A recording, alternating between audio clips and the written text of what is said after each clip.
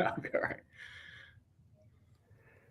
Hello and welcome to Sunday Night Conversations presented by D1Baseball.com. I am your host, Michael Patrick Rooney. Tonight's episode brought to us by our good friends at Netting Pros, the official netting partner of D1 Baseball and Sunday Night Conversations. They're the industry leaders in sports facility netting and equipment solutions. You can find their products at some of the top venues in Division I college baseball. Talking about our defending national champs, the University of Tennessee. That will be poignant in a moment here, talking about University of Texas and Arkansas, Texas A&M, Oregon State, LSU, Mississippi State, and so many more. Whether it's batting practice equipment, facility netting, custom wall padding, custom facility improvements, Netting Pros is the top choice in the industry for facility equipment solutions. Visit nettingpros.com to learn more. So excited for the partnership with Netting Pros. Really appreciate those guys. I am equally excited about today's Sunday night conversation because this is a topic that's near and dear to my heart. If you're a loyal listener, you know that Coach Rooney is only picking topics that he is super interested in. So we've got, if you're watching, you can see we've got Wes Carroll on the screen, the head coach at Evansville, and obviously the Aces are coming off just a historic run in the NCAA tournament where they were a 4 seed in the Greenville regional and became only the 9th team ever as a 4 seed to win a regional. And if you're looking for context on that, we've had 25 years of this format. That means we've had 400 different 4 seeds. They were the 9th out of 400 to ever win a regional. It's that hard. And the Purple Aces pulled it off. And, and Wes, as we jump in here, it's not just about the 2024 team. Obviously, we're going to spend a lot of time on them. But, I got to compete against Evansville, Jim Brownlee's Evansville teams when I was a player at Notre Dame, and that was an incredible rivalry. And I think the city of Evansville is really cool. It's a cool place to me. We got to travel there and play you guys at Bosse Field. And, we're playing the Purple Aces at a stadium that was opened in 1915. And, one of the very oldest stadiums in America. And I think about all the great baseball people that have come through Evansville's program.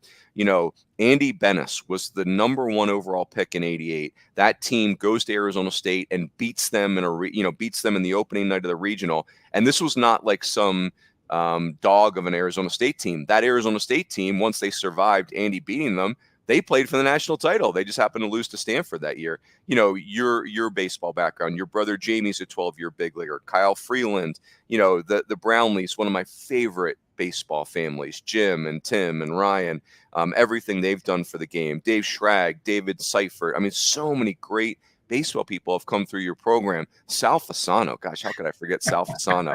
So let me start there. Wes, I'm so thrilled for this. I'm going to have to really police myself on this because I'm so giddy about our conversation. You and your brother grew up around Evansville, and then you played there. I didn't realize your brother went to junior college first. I also didn't realize that you're younger than your brother because you're bigger than him. But tell me about, I want to know about growing up in the Evansville area, and then, you guys were kids when Andy Bettis was a player at Evansville. So what was that all like? Well, first, it's great to just hear you talk about the history of our program of UE within this community. This community is so intertwined with baseball. And growing up, those guys were gods to me. They were legends. What Andy Bennis did for our community and for the university, really putting Evansville on the map. He was the number 1 overall pick. Was really like the first big college arm to just start throwing 100 miles per hour, right. And so, and Andy is still well connected within our community, within our program, and such a great advocate of the University of Evansville. And so just one of the best all-time humans you would ever meet as well. But growing up here, Coach Brownlee really did an unbelievable job of getting out into the community. I remember being 12 years old at League One up at Newburgh Junior Baseball and seeing the pinstripes roll off a bus to put on a camp and a clinic. And I just remember how massive they looked and what, kids around this community looked up to those types of student athletes. And Coach Brownlee, with his just great personality, demeanor, and a true leader of men, just meant a lot to myself. My brother had an interesting kind of path as he dealt with a really serious injury back in 1991. And injuries back then are a little different than what they are now. And so he went over to John A. Logan Junior College for a year, and then kind of transitioned back to the University of Evansville, where he, had an unbelievable career, a 3-year career here, All-American, was drafted by the Montreal Expos in the 13th round. And then, for me, he's 5 years older than me. I never got a chance to play on the same field as him. Just kind of following his footsteps here, where there was a Carroll on the infield for the Aces for 7 out of 8 years. Something that I'll always cherish my time here, the student athlete experience that I had. I was able to reach my goals and aspirations of playing professional baseball here and developing within the system, and then also just competing at a high level. We had transitioned from the MCC to the Missouri Valley Conference. And, back then, Wichita State was the team, and, just competing top to bottom. Missouri State had some unbelievable teams as well. I just remember how great the conference was and how it prepared me and gave me an opportunity and a platform to play professional baseball. So growing up was really, really special in this community. Like I said, it is a baseball community, as we have a lot of diehard Cardinals, a lot of diehard Cubs, and even sprinkle in some 1970s fans from the Big Red Machine, the Reds. So it is a baseball community, and it's just been great.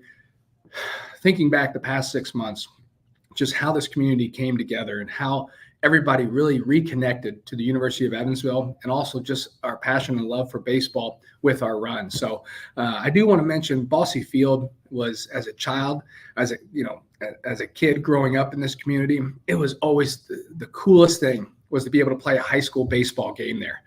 And just being able to play in that historic field, the surroundings, it is still looks the exact same as what it did, 50 years ago. When the triplets were here and things like that. So it is such a unique place. I was very fortunate that I got a chance to play 1 year here at the University of Evansville. That was our home field. Bosse Field was my freshman year, and then we transitioned to our stadium here on campus. So, yes, it's a really prideful community within the game of baseball. That's awesome. Yeah, and if you're listening, you should Google Bosse Field, BOSSE. It's just as again, you're just a kid when you're in college, but we felt like you're playing in where they filmed The Natural. Like it's got that feel. Like it feels so Americana, like a century ago. Hey, a couple follow-up questions on that, Wes. So Don Mattingly is an Evansville native too, right? Oh yeah, Donnie Baseball. Was he like a figure when you guys were kids, or he's a little bit beyond that? Enormous figure. He was my first player that I fell in love with, how he represented our community and just wearing the pinstripes. If you walk around New York City, Don Mattingly is a god to them around there. New York City and Evansville, Indiana. And Don does so much great charity work with Mattingly Charities within our community, and just one of the great ambassadors of our city, and something that he was our first. I guess Bob Greasy was our first major professional, but in the baseball realm, Don Mattingly really carried the torch and gave all young kids an opportunity. Like if he can make it out of Evansville, Indiana, and play at that type of level, anybody can, kind of mentality. And it gave us hope. It gave us a chance. And what Don has done for this community is truly amazing. So one of my favorite all-time players, but also one of my favorite all-time people. That's awesome. Hey, so I saw that you had been the career record holder for doubles at UE. Have any of your players clipped that record, or you still got it? I still have it, and I make sure they know about it. I keep that yearbook open as much as possible. No, it's I was very fortunate that I played for 4 solid years, so I had plenty of at-bats and plenty of opportunities. And so, no, we're still holding strong on it. Now, Kip Fougers, if he'd have been here all 4 years, or Eric Roberts had played all 4, it'd have been tough to hold on to that record. But our record book is littered with so many just great overall student athletes, and just what we've been able to accomplish, I'd say, over the last 5 years of just longevity and players staying and really, developing from freshman up to senior years. We've had some records really get shattered over the last couple of years.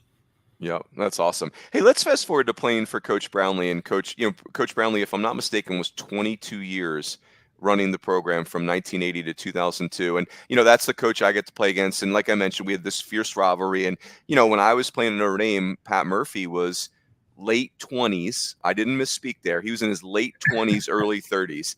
And so Murph was this like animated, lunatic in the best way. We loved it. We would have run through 17 walls for Murph. But And so, like when we played other teams, like sometimes Murph would be too much for them, but not Evansville. And Coach Brownlee was all about it. Like him and Murph, they're friends now, but like they got after each other.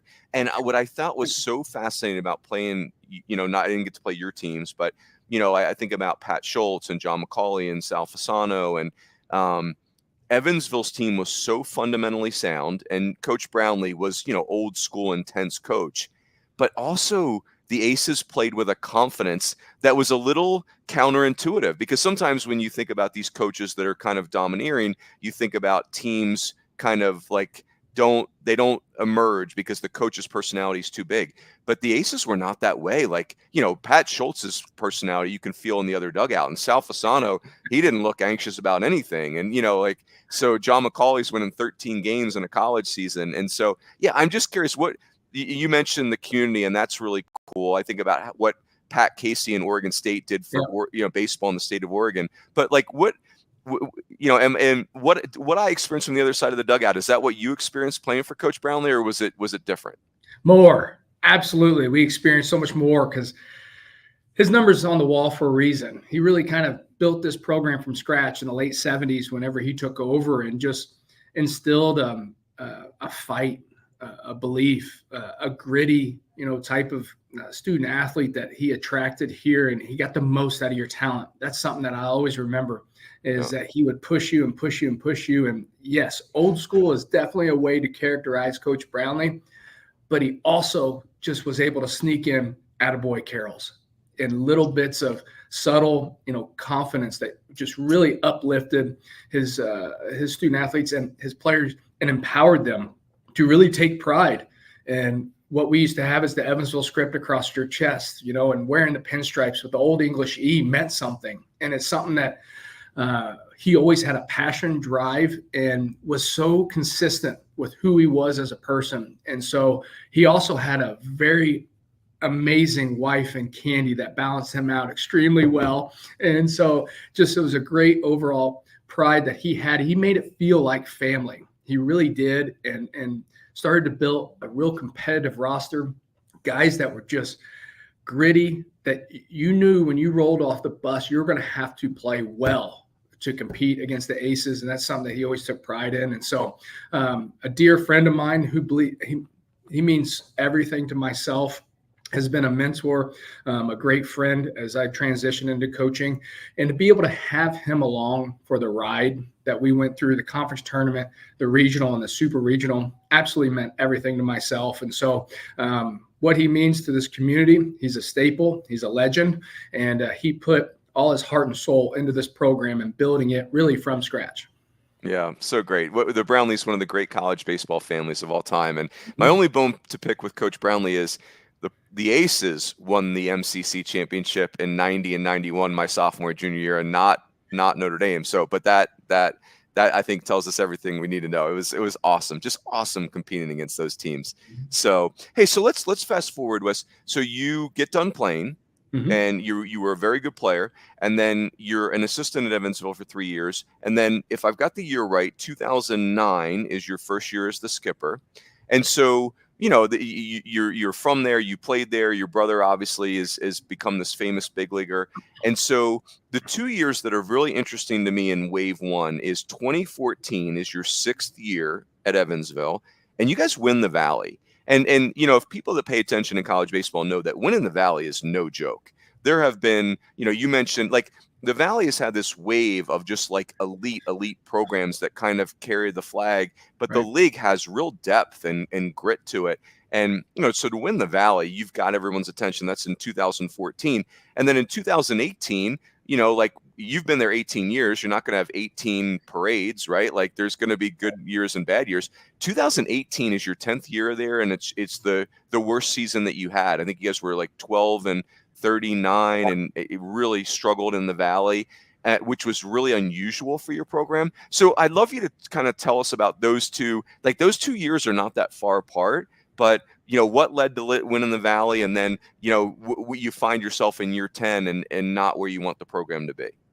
Yeah, that's a great kind of snapshot, because I was very fortunate to trick a scout and get drafted in the 37th round and go play professionally, and just was fortunate enough to have a lot of great coaches that kind of molded and really gave me a view of, baseball on a professional level. And you combine that with Coach Brownley and college baseball, I think it really prepared me, for transitioning into this profession. And I was very fortunate to have 2 years as an assistant coach of just kind of seeing what recruiting is all about. And when I got named head coach, I think 28 years old. I was one of the youngest D1 coaches in the country, and I was a train wreck. I was at my alma mater giving 5 or 6 pep talks a day, and just was really fortunate that I surrounded myself with Mark Wagner, Josh Reynolds, and some really good baseball people that could kind of help me from a recruiting standpoint and kind of from a leadership standpoint. Mark Wagner was so integral, just such an important piece for us building that 2014 roster. But I definitely want to fast forward to 2018 because, whenever you go through tough times, and my mother used to always say that, when you're vulnerable is whenever you have the most growth. And it was the greatest thing that happened to me at that time because it humbled me. It made me really take a step back and start, looking at the ways I go about business. And then I started surrounding myself with optimistic people and people that start telling me what I need to hear instead of what I want to hear. And I felt like I changed personally. And it was the greatest thing that I could go through. In order for that to happen, though, you got to be very fortunate to be in a position where you get a second chance, wherever you have an athletic department, an athletic director that still believes in you and believes that you're going to make the adjustments necessary. And so that's kind of a snapshot of what 2018 looked like. We're in a position where our field, deteriorated pretty significantly. Our facilities and everything were kind of trending in the wrong direction. And so coming off 2014, which was a magical run, and it was really unique because Kyle Freeland, we had a first-round pitcher, but also the supporting cast around Kyle. If you go around the whole infield, outfield was loaded with talent that Mark Wagner really did a great job of putting this roster together. And then we just kind of needed to stay out of their way. And it was tricky because, yes, we won the regular season championship, but how the conference tournament was set up is 8-team double elimination tournament, and you throw on Tuesday. Well, for us to get the 1 seed and win, Kyle Freeland threw 3 straight weeks on short rest. And he just, goes out there against Conrad, a big league pitcher who's the 8 seed Southern Illinois. And we get upset and shellacked in game 1, threw us on our heels. And we missed out on an NCAA tournament with a really special team. And so as you then navigate, 5 or 6 years ahead, we were knocking on the door of an NCAA regional, something that's been eluding us since 2006.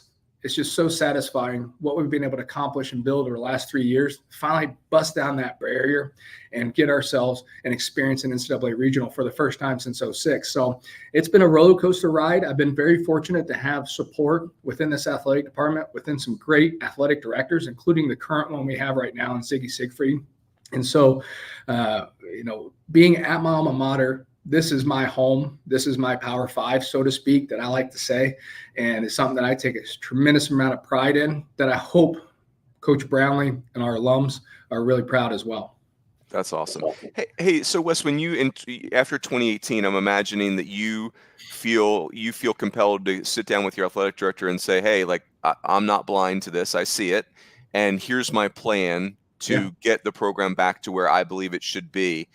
And obviously I feel like I've heard you say in the past, like, that's like this 2024 team, the guts of it after the 18 season is when you kind of started recruiting that group. But I'm just curious, like, after 18, what was like, was it a different style of player? Was it a different approach to recruiting? Was it, you mentioned the facilities. I'm sure you probably had to do some fundraising to get that in a better place. But what were the guts of, like, hey, here's what we've got to do if we want to rebound this thing? Yeah, it was create a vision. And if that vision seemed completely out of reach, who cares? Let's go attack that vision with optimism and really getting some people in this community that believed in that vision. And it started with our turf field. We got German American Bank on board to give us a beautiful AstroTurf 3D game day grass. It is immaculate. It's vibrant year round. And just being able to have that to develop our student athletes in November, January, and February, I think was really essential. Then our indoor facility, getting our indoor facility up to par and very usable, just to be able to have that as a backup plan. Then we started building, being able to showcase what a student athlete experience can look like here. I also believe we started loading up our schedule, something that I really sat down with my athletic director, coming off that. If wins and losses aren't really what, my vision is, I want to start competing for Missouri Valley Conference championships. In order to do that, start really, making a schedule that's going to prepare you for, Valley Arms. And so if you look since 18, what our schedules kind of look like, we've gone on the road, we've played some really talented programs. And then recruiting, just trying to get our student athletes to understand, what our vision is and how we're going to take steps moving forward. And as a facility standpoint, I feel like, we put ourselves in a position after we break ground this February in a position to be in the top half of this conference year in and year out from a facility standpoint. And, what the University of Evansville does from the academic standard standpoint, it all kind of really gels in together. And we have a unique fit for a student athlete looking for a great overall experience. Oh, that's awesome. Hey, I'm going to deviate just for a second. So when you just said something, you made me think of Kyle Freeland. Kyle Freeland's a Colorado kid, right?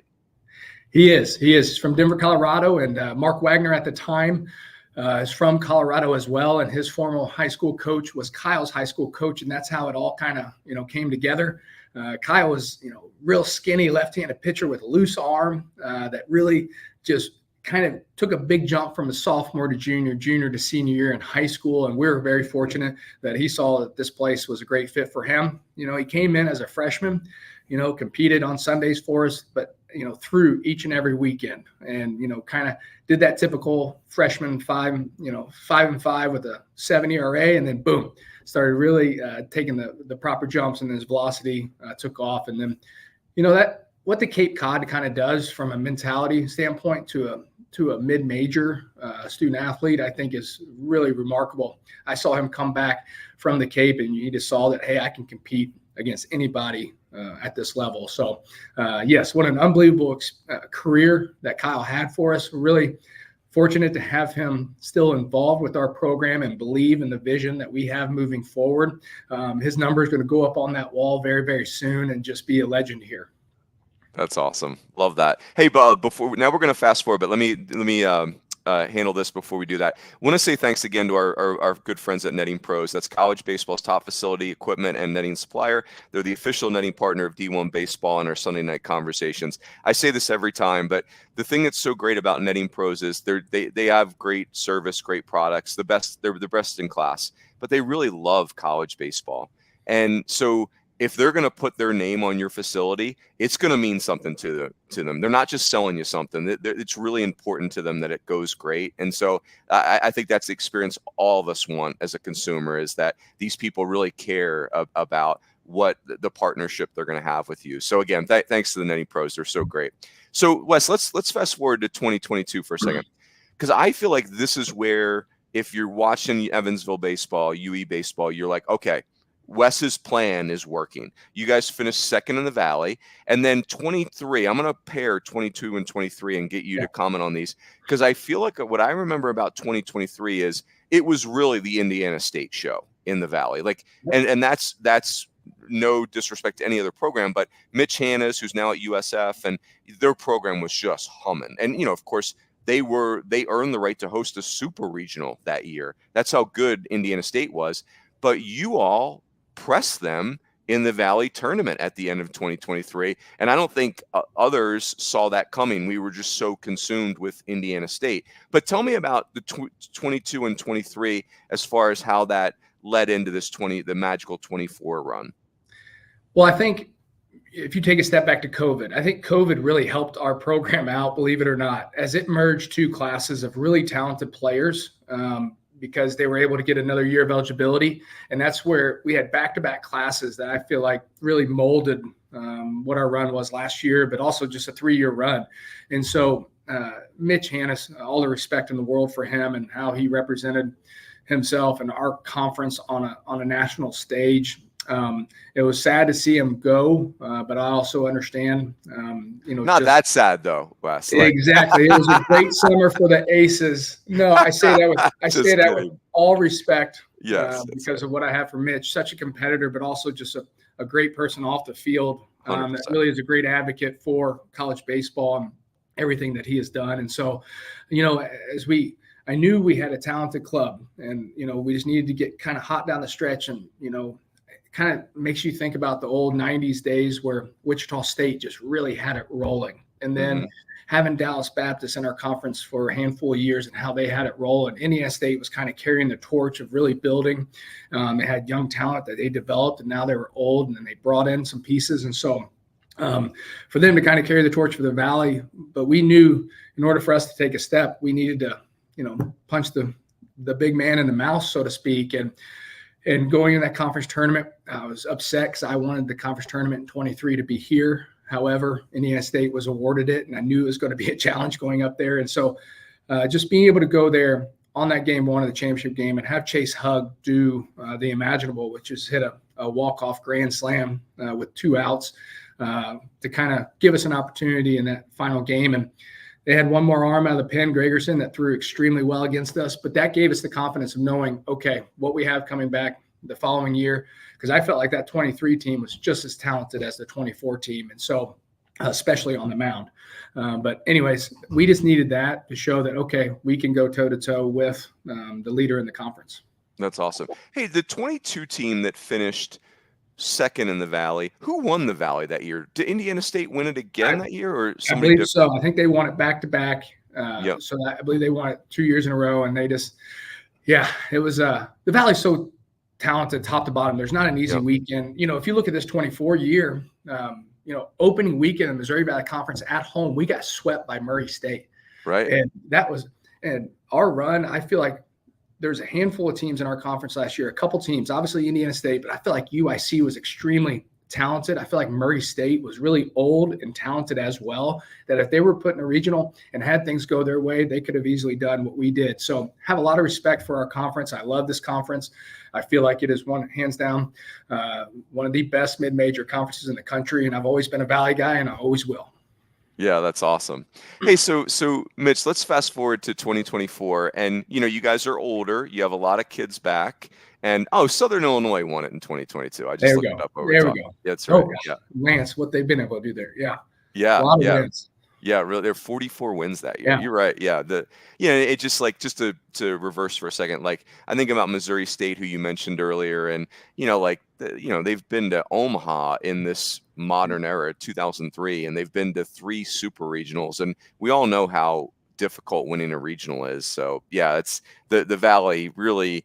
I get to do a Valley game every year, sometimes 2, and it's so fun to dig into the history. It's so rich, but. So 2024, the Aces have an old team, and like you said, in 23, you guys walk Indiana State off on their own field in the conference tournament to go to that one game. If you win it, you're in the NCAA tournament. You're 9 innings from that NCAA tournament berth, and of course, like you said, Indiana State just had insane pitching depth. So 2024 happens. I look at your schedule. You look like you were trying to get fired. Like we're playing at Mississippi State. We're taking the band on the road. But you guys get off to a 9-15 start. Yep. And like I would imagine, I don't want to speak for you, Wes, but I would imagine that's a little earth shaking because it's like, man, I think we got this great team. I know the schedule's tough, but man, 9-15 is hard on the eyes. So you tell me, let's talk about that section right there. Like, did you still? And you mentioned Murray State's kind of like the bookend of that. Yeah. Like, did you still feel like, hey, I know this team's got it in them, or are we starting to feel like, man, did I whiff on this?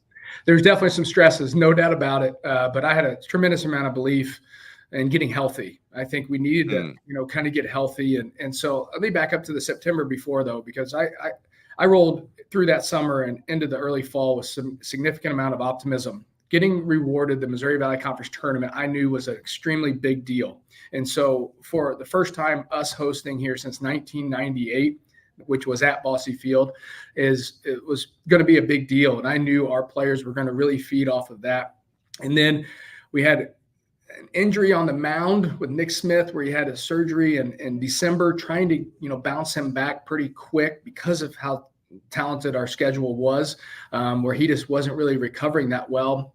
Then the emergence of our starting pitching. I think that was the main key. If you look at our first 20 games, 19 of the 20 games, we didn't have a starter get into the 5th. And that really was taxing on our bullpen. We needed starting pitching to start getting depth into each game. And then that's whenever Kenton Deverman Donovan Schultz really started performing well and putting ourselves in a position, and the remarkable effort of Shane Harris and Jacob Meyer through the entire year, especially Shane, because he was just that swing guy as far as closeout games Friday, Saturday, or being able to start on Sunday. Things just started really coming together and clicking. And, our offense was talented, but getting Chase Hugg kind of a regular into our lineup again, it kind of put everybody where they needed to be. And then it's about getting hot at the right time, making sure you finish in the top 4 of the Missouri Valley Conference because you get that first round bye. And I'll never forget the last weekend of the year against UIC at home.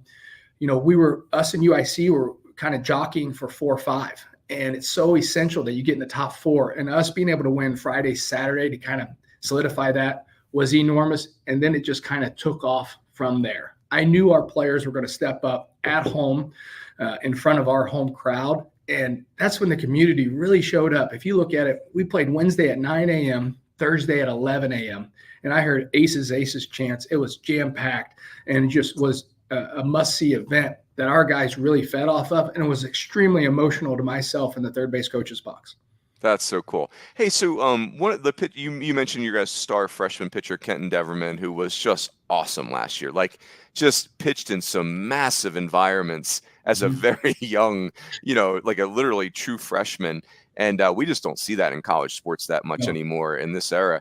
But I could see where if I'm in your shoes through the fall and through the early spring, Kenton Deverman's stuff doesn't scream, hey, here's your true freshman that you're throwing out on Friday nights. Now, Andy Bennis, I'm sure for Coach Brownley, it's like, I can't miss that, right? But Ken's not that way. What maybe the beginning of the season struggling, is that when you guys finally said, hey, like, we've got to give Kenton a more prominent role, or he had been in that role and he just finally settled in? Yeah, he took off with it. If you look at the first couple of weekends, we kind of had him piggybacking Nick Smith. Nick Smith was kind of building his pitch count back up, and we kind of piggybacked. And each and every time he got in the game, he just absolutely dominated for those first couple of weeks. And so we were then able to make the transition for him to Friday, and for him to work so hard off the field. For a freshman, this first calendar year is so challenging. Your body's going through, this is the most you've ever thrown in your entire life, so to speak. Mm-hmm. And for him to finish as strong as he did is really a testament to how hard he worked in the weight room, how hard he worked on a 7-day throwing program, and just how he went and attacked, each and every day. And so for him to kind of settle in, I want to say that Friday at ECU, we can talk about Andy Bennis's performance out of Arizona State. That performance from Kenton Deverman was the best starting pitching performance in our program's history, in my humble opinion. Yeah, that's awesome. Hey, before we get to Greenville, so as I looked at your schedule, you mentioned the conference tournament being so critical. So let's camp out there for a second. So the first, obviously you guys had gone super deep in 23's Valley tournament, and you're kind of like loaded for bear in 24. Like, you guys are ready. You're hosting. You've got a good team. You got an old team. You guys had a tough start to the season. Sometimes I think that really helps. It's like the most dangerous teams are the teams that kind of saw themselves die and then lived to tell about it. And you guys were that. In the first 3 games of the Valley tournament, you just roll. I mean, I think you guys scored like 40 runs, and I didn't see a close game in the bunch. But now you got to play Indiana State. And that game looked really I think you guys scored 2 runs late to kind of clinch it. But what do you remember about that game, the title game with Indiana State? Well, I remember that entire week. If you look at that, game 1 of the tournament, Illinois State was up 6-0 on us. They kind of punched Kenton Deverman in the mouth, and then our offense just kind of was able to get in a groove and kind of took off. But some things have to kind of go your way. And if you look at Southern Illinois, beating Indiana State kind of put us in the driver's seat, where we knew Indiana State had to come back and beat us twice. Whereas the year before, we had to come back and beat Indiana State twice. And that's so, challenging to do on somebody's home field. So we knew that we were in that position. Also, Indiana State was in the mix for hosting, which I believe they should have hosted an NCAA regional. So they were still fighting and clawing their way to get as deep as they could so that they could host. So being able to have that set up on Saturday on our home field, knowing, this was it. And that was kind of my mindset through the entire year as far as getting the conference tournament. If we can't do it this year, then when in the heck are we going to be able to do it as a program? And that's when our players, and I put all the credit on them, our student athletes did an unbelievable job of just handling every situation and a little bit of adversity. And then our assistant coaches worked extremely hard to get prepared. The amount of time and effort a lot of assistant coaches around this country put in into making sure they can get their players ready to compete at that level. I feel like we were really very fortunate to have assistant coaches that really bought in and cared and put all the time and energy into it. And so setting up for that big Saturday, packed house, under the lights with German American Bank sign lit up bright, for us to be able to go and turn that double play and just witness our student athletes dogpiling is something that I will always cherish and always remember as my single best memory, core memory, being able to be made in front of my family, my brother, Coach Brownley, having all of our alums around really is something that I will cherish and really continue to try to do that again. That's how great of a feeling it really was. That's awesome. What about what's a more what's more memorable for you, Wes, as far as like that last out against Indiana State where you're going to the NCAA tournament, or the gathering your team to watch the selection show because you're going to be in, or something in between? I'm sure you're getting texts and phone calls the whole time. That's probably like a 48-hour period. Yeah. What do you remember about those 48 hours?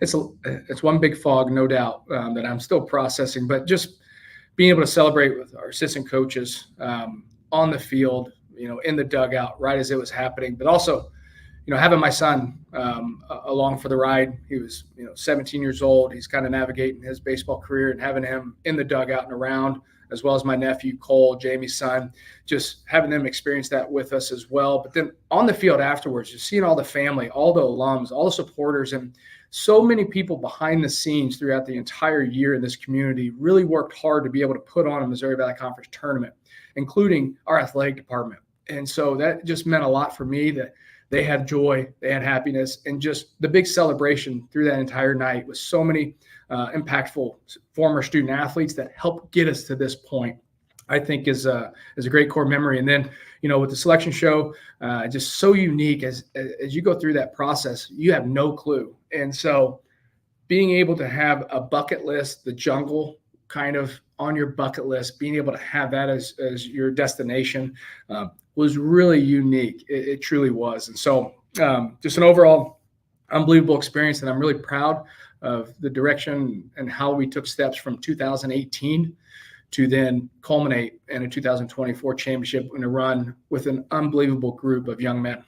That's awesome. All right, so you guys go to Greenville, and like you mentioned, the jungle. It's one of the great environments in college baseball, and East Carolina, truly the best program we have that has just not quite gotten themselves to Omaha yet, and it's just a matter of time. But the other, let's not miss the other part of the story is that VCU's in the regional with you, and that's an outstanding baseball program. But Yes, Wake Forest is there as the 2 seed. With 3 first-round picks on one college team. They had 3 first-rounders on a singular college team. And now you guys didn't face them, but that regional, obviously I'm in the studio, we're doing squeeze play, and the Greenville regional gets turned inside out from the jump. Yeah. You guys upset East Carolina.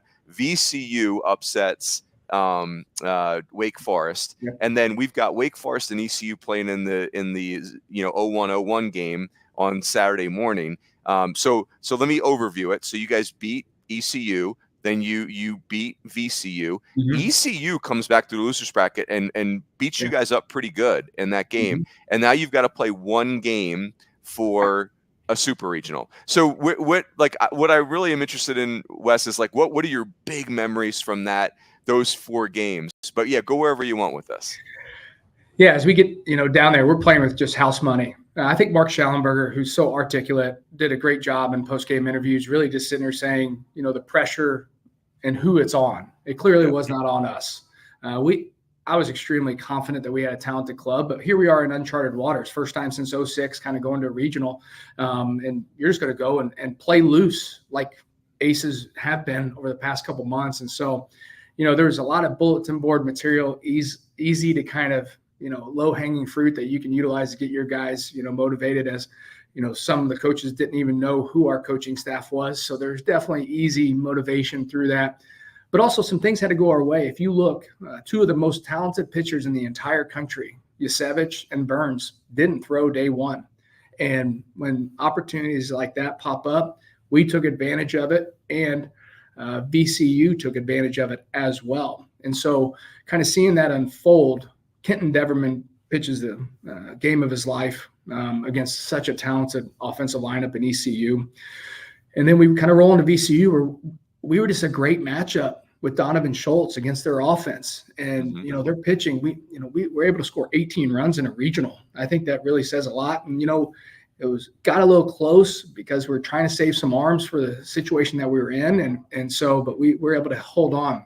And then if you fast forward, just the energy of the crowd of ECU, they won a really kind of a walk-off game against Wake Forest. And here we are waiting down the right field line, take the field, not knowing who we're playing. We knew they were going to have momentum and it kind of carry. And we had earned an opportunity to be in a position where they had to come back and beat us twice with our offensive club. I knew the bullets that we had on the mound. We got to a point in the seventh inning where the game was it was closer than what we think. If we get a goose egg there, maybe our offense can kind of win it on that Sunday. However, we do not kind of punt to make sure that we're ready to go on Monday. You show up on Monday, and it's kind of a strange day because it's raining. We're the home team, which is always weird. We're the home team, and we go take BP, indoors, and we got about an hour and 15 minutes. And I'm like, oh gosh, they're getting ready to open up the jungle. They're going to come in. What are my student athletes doing? I'm really concerned. Like, is now the pressure going to kind of fit on them? Because I woke up that morning extremely optimistic.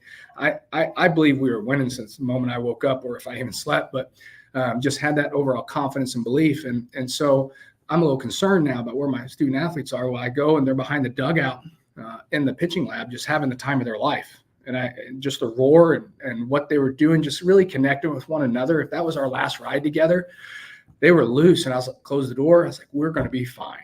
We were going to be fine. Now, I did think it was going to be a high-scoring game, and next thing you know, it kind of turns into a little bit of a pitching battle. But then Mark Schallenberger delivering a barrel, for a 3-run home run to give us the lead late in that game, something that I will always remember as because what Mark Schallenberger represents and who he is as a person and what he's done since he stepped foot on campus. It was great to have him really deliver for us.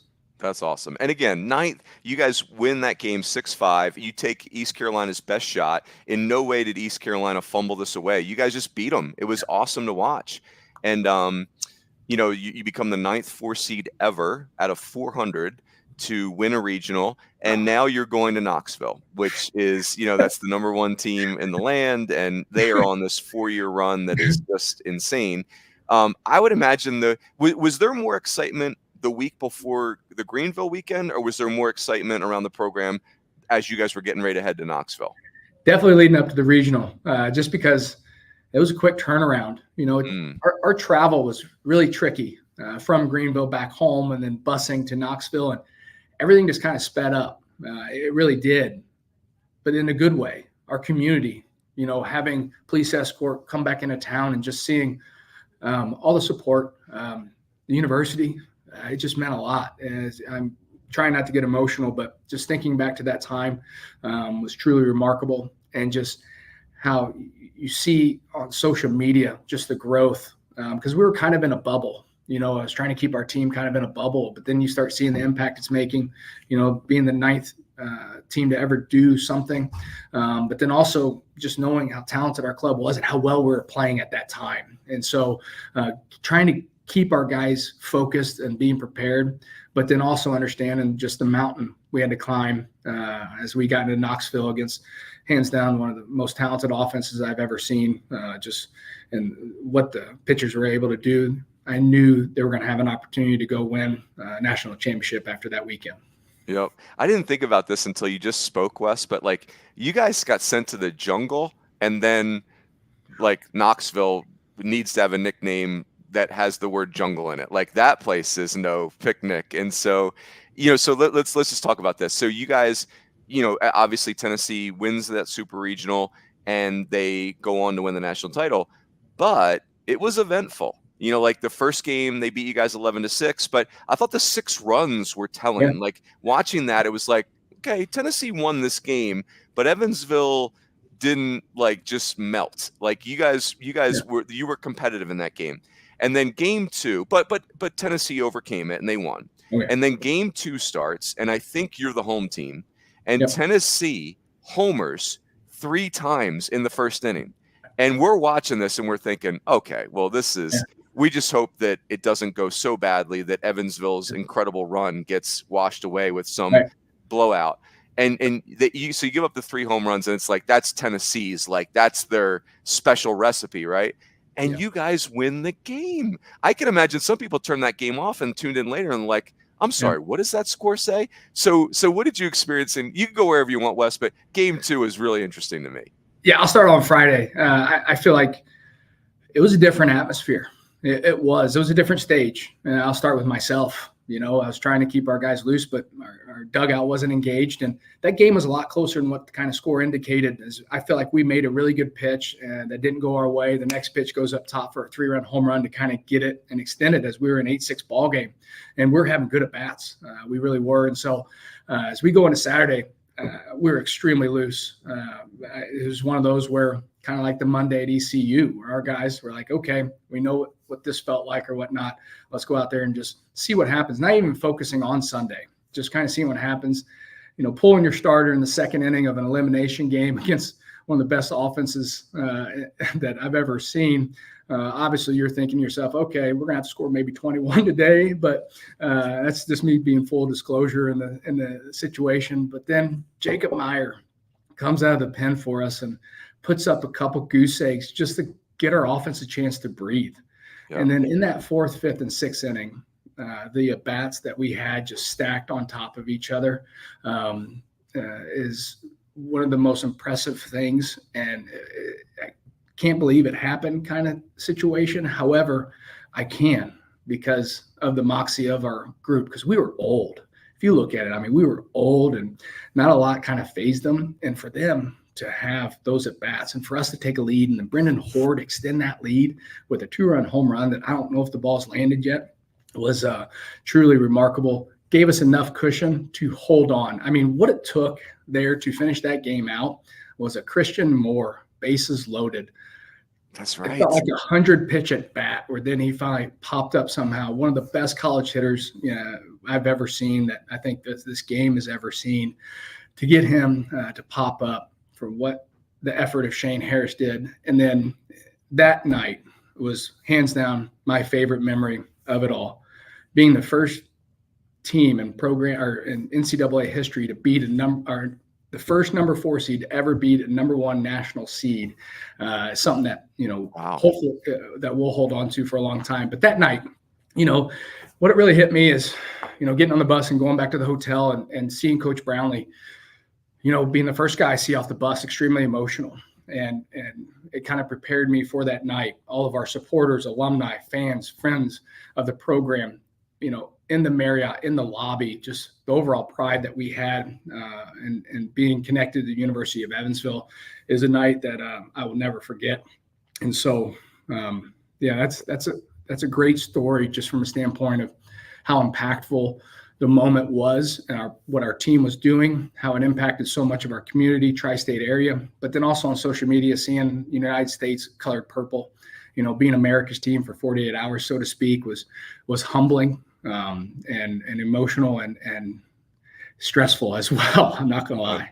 Yeah. And, I've said,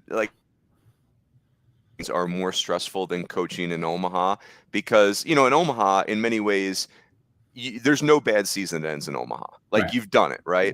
I know you'll be disappointed if you don't win the national title, but losing, super regionals are just like the difference between Omaha and non-Omaha, and especially for a team like a program like Tennessee, where they have. So this is a perfect segue, because Tony Vitello, in his press conference after the series, you could see how much stress he was feeling during that weekend and during the season. And for him to call out Ty Rumsey, who had that incredible, Ty Rumsey runs into the center field wall like he actually didn't know baseball stadiums had walls. I've never seen a player, it was like he accelerated into the wall. And for Tony to call that out, and then, obviously you guys lose game 3, But when I think about that vision of Ty Rumsey, and I think about Tony calling that out and how much respect he had for you guys and for that play. And then, you'd mentioned Kyle Freeland has stepped forward and he's going to make a big contribution to the program. I guess that's the question, Wes, is like, since that super regional, what's been the impact for the program and the school and the city? Yeah, I definitely want to start with Tony Vitello, pure class. It meant a lot to me how he handled our student athletes and just how he handled, the situation. Because obviously, if you look at the situation, it's extremely more stressful on his side than mine. But the class that he has, and there's a reason why he's had the success he's been able to have, and is kind of the leader of moving forward. I would say over the next 20 years, Vitello is going to continue to make enormous impacts and strides for college baseball. So just really appreciative of how he handled everything and how he was to myself and our student athletes. But, it has made an enormous impact on our university, on our athletic department, as we've kind of raised the standard here, so to speak, for all of our sports. And it's exciting to be the ambassador of it. I think the impact within this community, being out and about in this community, is really unique and special, being a representative of the baseball program, and just the pride that we had of, on a national scale, being able to represent UE and understand what we are representing. And so just it's definitely something that we're going to try to capture the momentum of it all. And I feel like our athletic department and our baseball program is doing that, as we're taking some major strides with facility enhancements, and Kyle Freeland giving back significantly for the Freeland Clubhouse that we're breaking ground in February. I feel like we were going to be able to be in a position to compete year in and year out in the Missouri Valley Conference with the unique type of student athlete experience you can get here, as far as small classroom sizes, the standards that we have from an academic standpoint, but also having this matched up with big time Division I baseball, I think is truly unique. And so very fortunate to be the leader of this program. I'm very fortunate that I've had the trials and tribulations throughout, the roller coaster ride throughout. But I'm proud of who cares about this program, our assistant coaches, the family within the community, the Pinstripe Club, and you have to have magical things in place. President of the university and President Petruskevich, our athletic director and Ziggy Siegfried, sports administrator and Logan Bells. A lot of great things are coming together, and there's a reason why we've been able to have the success we've had and what we've been able to build here. So the future's bright. Really looking forward to having a young group of talent that we can continue to develop here, but also returners, as we're trying to get out of the rear view and try to start looking through the windshield as far as what this year kind of looks like, because we do have a challenging schedule, and the Missouri Valley Conference will be very challenging to compete in, but we're hopeful to put ourselves in a position to continue to make runs and grow as a program. That's awesome. And by the way, the Freeland Clubhouse might be a misnomer. Like, this thing, I can't wait to see the renderings, because this thing sounds just glorious. It's going to be an amazing space for our student athletes, lounge, locker room, sports medicine area, because we've really made great strides in how we do injury prevention here with our athletic training staff, but then also having coaches' offices, and just a big party deck to be able to have for a lot of corporations and friends of the program that can stay and really enjoy our game. And it's an enormous step. It's kind of been the missing piece for us over the last couple of years. And so for Kyle and Ashley Freeland to step up on this magnitude means absolutely everything to myself. That's so cool. Yeah, that's really, you'd love to see that. All right, so last one for you, Wes. So, like we mentioned, we've had 404 seeds in the last 25 years, 400 of them. 9 of them have advanced to a super regional. But 2 of them have happened in the last 2 years, you guys, and then Oral Roberts in 2023, who ended up in Omaha. And so the question becomes, in this era of transfer portal and NIL, can this be repeated? Like, can this magical run that your Aces went on, where you have a group of older kids that stick together? And, truthfully, some of I think about Kip Fugers, who had started somewhere else. And but I think about just my real job, right? And, you read studies, and people say that humans don't change jobs or locations. Money's not the number one reason that they do it for. It's other things. Now, I know that in college sports, the money's very top of mind right now. So I don't want to steer the jury, but I am optimistic that this can happen again. It's not easy, because the good teams are so good, but ECU's just not laying down in regionals, like Oral Roberts beat Oklahoma State at Oklahoma State. Like, that's not easy to do. But what's your take on that, Wes? Can we keep seeing stories like your 24 aces? I'm hopeful. This is why I do it, right? This Yeah. is why, everybody at this level kind of does it. We had a quote through the whole year, highly believing in the improbable, and just having that optimistic mindset. It is very challenging. Do I believe number 10 can happen next year? Absolutely. I'm really hopeful that we continue to grow at the mid-major level. You're starting to see facility enhancements, and we're doing our best to continue to, climb into that gap that the Power Fives have kind of taken off with. I feel like it is going to be more and more challenging with NIL money continue to grow. But also I think it's great for college baseball that the NIL spaces, coming into what student athletes can achieve. And so I do, all in all, I think it is great for the college game. But I also do believe that mid-major talent is growing as well. I think with the draft going to 20 rounds and you're starting to see the minor leagues being kind of cut in half, I think you're seeing a lot of mid-major players staying in college. And that's kind of what happened to us. Because I feel like we had a couple guys their junior year that could have had the opportunity, but you're kind of seeing mid-majors and the transfer portal bouncing around. So I do, but I think it takes a unique culture to be able to, make a special run. It takes togetherness. And I think we're an example of what can happen if a group of talented players stay together.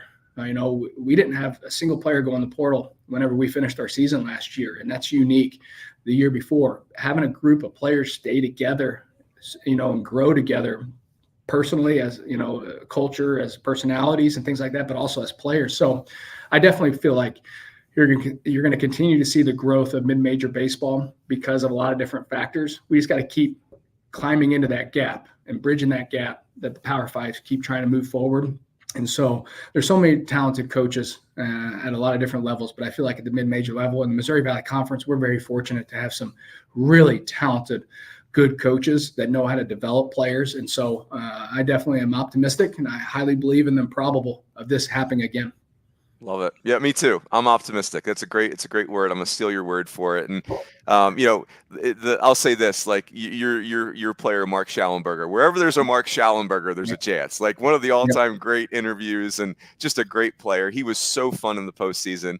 Our good friend Mike Fern and I got to interview him in the regular season, and we're like, oh man, can't wait for America to get to know Mark Schallenberger. And I want to say this, Wes, I really appreciate this. This was so fun. I knew it would be. And, like nobody's rooting against anybody, but when your team was going on their run, you and your family are so well regarded in college baseball, and your program is too. And, it's just, we all feel good when good people are rewarded, when, they're doing the right things behind the scenes. And so it was so cool to see that. And, boy, I enjoyed reliving that for a million different reasons.